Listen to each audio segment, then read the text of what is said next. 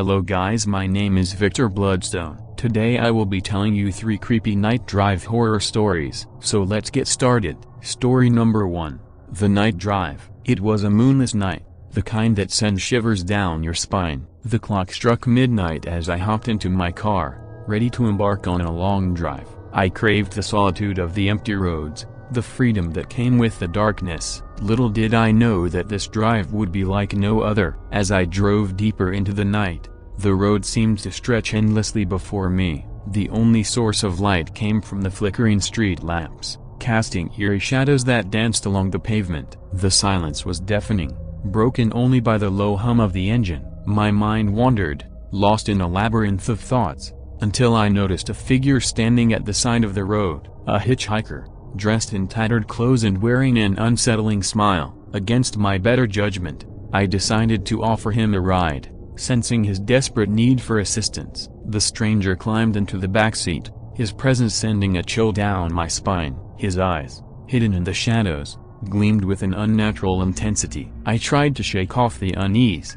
focusing on the road ahead, but something wasn't right. The car's interior grew colder, and an inexplicable dread hung in the air. I attempted to engage the stranger in conversation, desperate to break the silence. He responded with cryptic remarks, speaking in riddles that only fueled my discomfort. The road twisted and turned, becoming unfamiliar as if I had entered a different realm altogether. Panic began to consume me, but there was no turning back. Suddenly, the stranger's voice pierced through the silence, his words laced with a sinister tone. He spoke of a curse that haunted these very roads, a malevolent spirit seeking revenge against all of those who dared to travel at midnight. As his tale unfolded, the darkness outside grew thicker, suffocating. I pressed harder on the gas pedal, desperately yearning for an escape. The car's headlights cut through the abyss, revealing glimpses of twisted figures lurking in the shadows. They whispered haunting melodies that resonated within my bones. Fear clawed at my heart, urging me to abandon all hope. Time seemed to lose its meaning as the road twisted and turned in impossible ways. The stranger's laughter filled the air, echoing through my mind, driving me to the brink of insanity. I begged for release, for the nightmare to end, but my pleas were met with cruel indifference. As I rounded a bend, my headlights illuminated a decrepit house perched on the edge of the road. It stood as a beacon of despair, drawing me closer with its magnetic pull. The stranger's voice grew louder, commanding me to stop. My body trembled as I obeyed, unable to resist his sinister influence. I stepped out of the car, my legs weak beneath me. The front door creaked open, revealing a corridor shrouded in darkness. I hesitated, my every instinct screaming for me to turn back, but I was trapped, entangled in a web of terror woven by forces beyond my comprehension. I ventured into the house, my footsteps muffled by the suffocating silence. The walls seemed to breathe, pulsating with a malevolent energy. Each room held its own horrors, a tableau of suffering and despair. The air grew thick with the stench of decay, and the darkness enveloped me like a funeral shroud. Hours passed, or maybe it was an eternity. I stumbled upon a room at the heart of the house, its walls adorned with ancient symbols and flickering candles. The stranger stood at the center, his eyes now blazing with an otherworldly light. He revealed himself as the harbinger of the curse, the conductor of my torment. With a wave of his hand, the room erupted in flames. The inferno consumed the house, devouring everything in its path. As the flames licked at my skin, pain and terror merged into one. The world around me disintegrated, fading into darkness. When I awoke, I found myself back in my car, parked by the side of the road. The first rays of dawn painted the sky in hues of gold, banishing the night's horrors. It took me a moment to realize that it had all been a nightmare, a journey into the depths of my own fears. But as I drove away, the echoes of that night remained etched in my soul. I knew that the curse still lingered, waiting for its next victim, and with every drive at midnight, a part of me would forever be haunted by the darkness that lay hidden in the shadows of the road. Story number 2. The piercing sound of my car alarm jolted me awake from a restless slumber. I fumbled for my phone, squinting at the screen as the time mocked me. 12:03 a.m. Who could be at my car in the dead of night? Panic washed over me like a cold, dark wave as I stumbled towards the window, peering into the abyss that shrouded my quiet suburban street. Shadows danced menacingly, flickering under the dim glow of the streetlights. With trembling hands, I mustered the courage to investigate. The night air was heavy with an eerie stillness as I stepped outside, my breath mingling with the dense fog. Each step I took seemed to echo through the empty streets, amplifying the growing unease within me. A gust of wind whistled through the trees, sending shivers down my spine. As I reached my car, a chilling realization struck me. I had left my keys inside. Fueled by a mix of fear and desperation, I hurriedly surveyed the area. Just a few houses down, a dimly lit garage caught my attention. I approached cautiously, my heartbeat pounding in my ears. The rusty sign above the door read, "Johnson's Garage, open 24/7. Relieved, I pushed the door open, hoping to find someone who could help me. Inside, the garage was a labyrinth of shadows, the faint glow of the flickering fluorescent lights casting an eerie pallor over the cluttered space. Tools lined the walls, their metallic glint appearing sinister in the low light. I called out, my voice swallowed by the ominous silence. "Hello? Is anyone here?" No response. I ventured deeper into the garage, my footsteps echoing ominously against the concrete floor. The air was thick with the scent of grease and decay, making it hard to breathe. Suddenly, a strange noise broke the silence. A soft whisper, barely audible. It seemed to come from the darkest corner of the room. Goosebumps erupted on my skin as I followed the sound, my pulse quickening with every step. As I reached the corner, my heart plummeted into my stomach. A flickering light bulb revealed a grotesque sight: a disheveled man, hunched over a workbench, muttering to himself incoherently. The air hung heavy with an indescribable stench. "Excuse me," I stammered, my voice barely audible.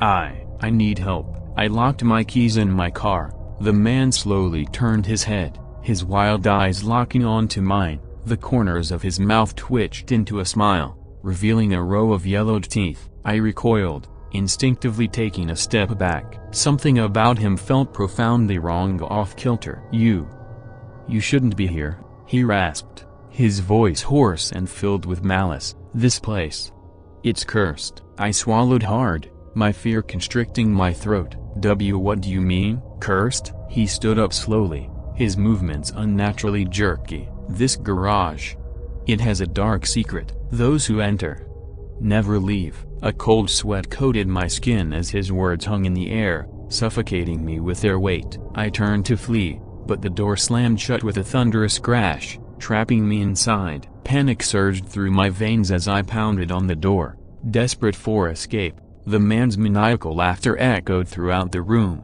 blending with the sound of my own terrified screams. Time seemed to warp within the confines of that cursed garage. The walls seemed to close in, suffocating me, while shadows twisted and contorted, taking on grotesque forms. Each step I took only led me deeper into the labyrinth, further entwining me in the clutches of the darkness. Days turned into nights, and nights into a never-ending nightmare. I lost all sense of time, haunted by the whispers and moans that seemed to seep from the walls themselves. My mind fractured, succumbing to the relentless horrors that assailed me. And then, in one final moment of madness, the garage released its grip. The door swung open, revealing the outside world, a world I no longer recognized. My body was weak, my spirit broken. As I stepped outside, the dim glow of the streetlights revealed a changed landscape. My once familiar neighborhood now twisted and decayed. The echoes of my torment followed me, a constant reminder of the horrors I endured. The scars etched into my soul would forever bear witness to that fateful night, a night when a simple task turned into an endless nightmare, and I became forever lost in the darkness of the midnight road. Story number 3. The clock struck midnight as I set out on the dark, desolate road, the soft glow of the moon barely piercing through the thick blanket of clouds. My hands gripped the steering wheel, and a chill ran down my spine, though I couldn't quite pinpoint why. It was a shortcut I had taken countless times before, but tonight, it seemed different, ominous, like the road itself knew of the horrors that lay ahead. As I drove deeper into the night, the silence in the car grew oppressive, and I turned on the radio for some company. Static filled the speakers, and strange, garbled voices seeped through, making my heart skip a beat. I shook my head, attributing it to the remote location, and switched the radio off. Minutes turned into hours as I navigated the winding road. The trees on either side leaned in, their long, gnarled branches casting eerie shadows on the asphalt. My eyes played tricks on me, and I thought I saw fleeting figures darting between the trees, just at the edge of my vision. Trying to shake off the unease, I kept my focus on the road. But as the miles passed, a thick fog began to roll in, swallowing everything in its path. My visibility diminished to almost nothing, and the weight of the darkness intensified. Panic crept into my mind, urging me to turn back, but I pressed on, convincing myself it was just my nerves playing tricks. Suddenly, I spotted a figure standing in the middle of the road, a girl, dressed in a tattered white nightgown. I slammed on the brakes, my heart pounding in my chest. I could see her pale face, her eyes wide with terror, but before I could react, she vanished into thin air. My breath hitched as I tried to comprehend what I had just witnessed. Shaken, I stepped out of the car, my footsteps muffled by the fog. "Hello? Is anyone there?" I called out, my voice trembling. There was no response, only an eerie silence that seemed to echo back at me. I got back into the car, my hands trembling on the steering wheel. "It's just your imagination," I reassured myself aloud, but doubt gnawed at the edges of my mind. As I continued my drive, the fog grew thicker, and the road began to twist and turn in ways I didn't remember. Panic set in again, and I realized I was lost. My phone had no signal, and all I could do was follow the road ahead, hoping it would lead me back to civilization. Then, I saw a dim light flickering in the distance. Relieved, I drove towards it, praying it was a sign of help. The light came from an old, dilapidated roadside motel. The flickering neon sign read "The Midnight Inn," and the paint on the building was peeling, giving it a forlorn and haunted appearance. Despite my instincts telling me to stay away, desperation pushed me to enter. The reception area was dimly lit, and the air felt heavy and stale. An old man sat behind the counter, his eyes piercing and intense. "I'm lost," I stammered.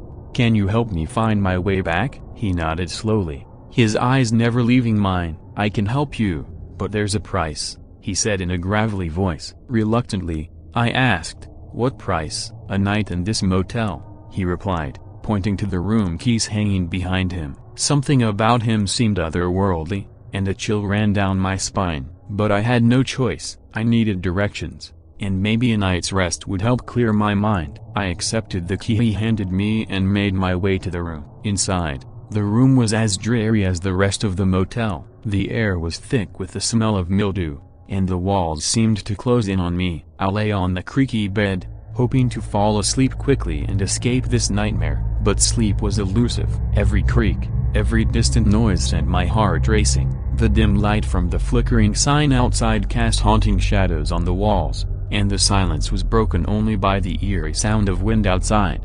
As I lay there, I thought I heard whispers, indistinct voices that seemed to come from the walls themselves. Fear gripped me, and I pulled the covers over my head, trying to block out the sounds. Just as I thought I couldn't take it any longer, the whispers grew louder, more urgent, and then, the walls began to bleed a dark, viscous liquid oozing from the cracks, pooling on the floor. I screamed, scrambling to the corner of the room, but the bleeding walls closed in, suffocating me. In that moment of terror, I remembered the old man's words of the price of a night in this motel. I was trapped, caught in the web of the horrors that lurked within these cursed walls. Morning never came for me. The road that I thought would lead me to safety had twisted into a nightmarish loop, and I was doomed to wander the cursed road, driving at midnight, forever lost in a darkness that knew no end. If you liked the stories, then consider liking the video and subscribing my channel, as it would motivate me to make more videos for you guys. And thank you for watching this video.